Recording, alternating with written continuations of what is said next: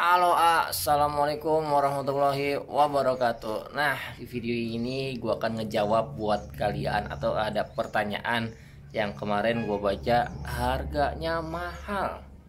Kenapa bisa berbeda harganya?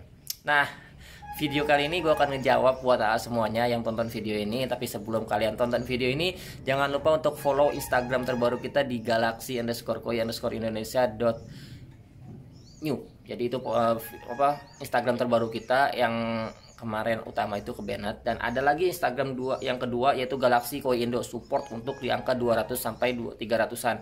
Dan buat kalian yang belum subscribe dulu.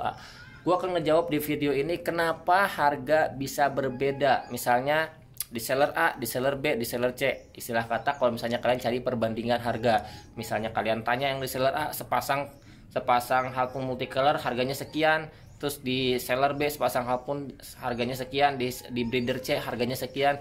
Nah, gue akan menjawab di video ini. Jadi buat kalian yang pemula, istilah kata yang baru hobi di ikan cupang, gue akan jawab di video ini. Untuk harga di ikan cupang dari dulu, jadi bisa dibilang dari pertama gue main cupang 2015, bahkan yang udah senior pun yang udah main lama banget, untuk ikan cupang itu nggak ada harga patokan, sama sekali nggak ada harga patokan. Jadi bisa dibilang tuh harga cupang tuh goib tuh bisa dibilang nggak ada harga patokan standar. Karena kalau misalnya ada harga standar, bahkan bisa dibilang berarti nanti ditentukan oleh badan atau seseorang atau organisasi lah. Tapi kalau ikan cupang, harga itu ditentukan oleh kualitas yang pertama dan yang kedua itu dari sellernya. Tapi kalau misalnya di sini di Galaxy Koi Indonesia, dari dulu sampai sekarang gue nentuin harga itu yang utama itu dari kualitas. Yang pertama itu dari kualitas. Kualitasnya itu seperti apa? Yang pertama itu kualitas sortiran.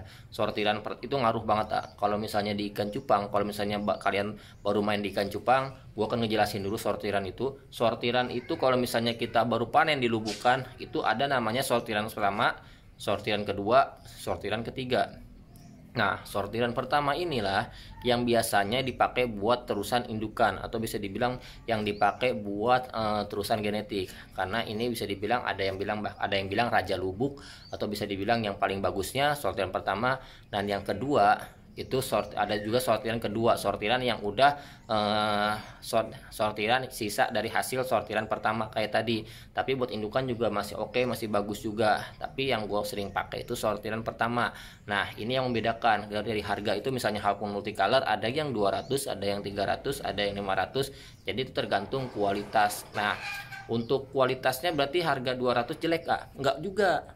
Jadi harga 200 sampai 500 itu tergantung kalian maunya itu yang kayak gimana. Jadi kita menyesuaikan itu permintaan kalian. Untuk harga yang 250, 200, 300 juga itu udah grade bukan reject. Nah, kalau misalnya reject, kalau di sini kalau di Galaxy Koi Indonesia, reject itu kategorinya itu yang gue masukin ke angka reject itu dia masuk ke sortiran ketiga. Sortiran ketiga kita nggak ambil, atau bisa dibilang kita buang. Dibuangnya kemana? Biasanya yang gue lakuin kalau misalnya sortiran ketiga itu gue kasih ke anak-anak. Jadi ada anak-anak banyak di luaran farm sini, biasanya gue kasih cuma-cuma doang kalau misalnya mereka lagi kumpul. Kalau misalnya lagi panen besar, biasanya gue oper ke pedagang yang memang menampung untuk ikan cupang. Bahkan tahun lalu pun waktu cupang lagi boomingnya, kita panen sortiran ketiga yang memang udah 70 warnanya 50% Galaxy Multi, kita tetap kita oper karena itu sortiran ketiga. Jadi yang kita pakai sortiran pertama, sortiran kedua, jadi biar lebih maksimal. Jadi dari dulu prinsip gue kalau misalnya gue jual, gue pengen orang yang beli itu kalau misalnya ada harganya lebih, gue pengen biar dia tuh bisa dapat hasil dari anakannya itu. Karena yang gue tahu banyak dari tahun-tahun lalu, kalian ngambil indukan itu di sini pasti buat di breed. Nah, pasti kalau pengen di breed anakannya biar bisa jadi rezeki. Nah, gue sendiri kalau misalnya dari dulu sampai sekarang gue utamain biar nanti settingannya itu bisa menghasilkan kualitas dari anakannya. Karena udah banyak banget alhamdulillah settingan-settingan yang memang udah anakannya banyak banget.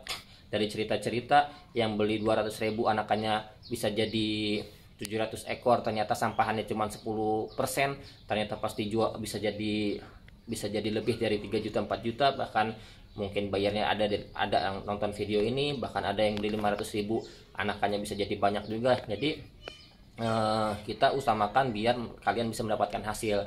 Itu yang bisa membedakan kualitas harga. Jadi kalau misalnya kalian samakan, kok di kota saya harganya kayak gini, kok di sini mahal. Nah, kalian nggak bisa membedakan, nggak bisa menyamakan harga itu di sana dan di sini. Kenapa? Karena di Ikan Cupang nggak ada harga patokan. Nah, kalau misalnya disamakan juga nggak akan sama nilai kualitas ikannya. Misalnya di sana harganya sekian, ternyata di sini sekian. Nah, kalau misalnya ikan direndengin, belum tentu sama ikannya. Mungkin di sana lebih bagus, di sini jelek. Nah, bisa jadi seperti itu. Bisa jadi di sana seperti ini, di sini juga lain. Nah, jadi nggak bisa dibedakan untuk kualitas dan juga harga. Jadi kalau misalnya kalian yang baru main ikan cupang atau yang baru hobi atau yang baru memulai, untuk harga rate nggak ada patokan. Tapi kalau misalnya di sini di Galaxyco Indonesia dari dulu sampai sekarang itu ada harganya. Ternyata yang membedakan di sini yaitu kualitas. Jadi kualitas itu di sini berpengaruh banget, dan kalian juga pasti tahu kalau misalnya kalian pengen main sesuatu atau bisa pengen beli sesuatu, pengennya yang kualitas. Nah, sama di sini juga kita utamakan kualitas juga biar kalian bisa mendapatkan hasil dari anakannya. Di rak ini indukan itu kemarin kita kirim jantannya aja ke Jakarta 6,5. Itu memang kualitas yang up, bisa dibilang grade upnya. Cuma ada satu ekor dari 300 ekor. Jadi bisa dibilang dia rajanya half moon, dari raja dari yang lainnya, karena cuma jadi satu yang OHM, warnanya enak banget, mainnya enak banget, dan juga galaksinya itu nggak terlalu mencolok tapi rare. Nah, itu yang bisa membedakan juga harganya yang bisa jadi mahal seperti itu. Ada juga yang galaksi yang memang biasanya itu warnanya nggak begitu mencolok atau grade B, itu biasanya juga ada juga yang warnanya udah enak banget, mainnya enak banget, itu masuknya ke grade A. Tergantung kalian mau kualitasnya seperti apa. Jadi kalau misalnya kalian tonton video ini, kalau misalnya di sini nggak ada harga patokan, terus nggak ada harga patokan, nggak ada harga yang bisa disamakan di sana dan di sini. Jadi buat kalian yang baru memulai, kalau gue bisa dibilang jangan menyamakan atau membandingkan si A dengan si B, karena itu tidak baik juga, tidak relevan juga. Dan buat kalian kalau misalnya mau ngambil kualitas indukan, kalau misalnya kalian udah bisa ngebreed, gue kasih saran, kalau misalnya kalian udah bisa ngebreed, terus udah bisa ngerawat burayak, terus udah bisa panennya itu misalnya di angka 150 ekor ke atas. Nah, kalian udah bisa yang namanya udah bisa ngerti caranya merawat, terus kalau misalnya burayak sampai panen, berarti kalian udah bisa step by step lah. Di video ini juga dulu gue pernah nge-share video, yaitu 10 menit sukses ternak cupang. Itu video bener-bener waktu itu naik banget, ternyata responnya banyak banget yang berhasil dengan ngikutin step by step gue.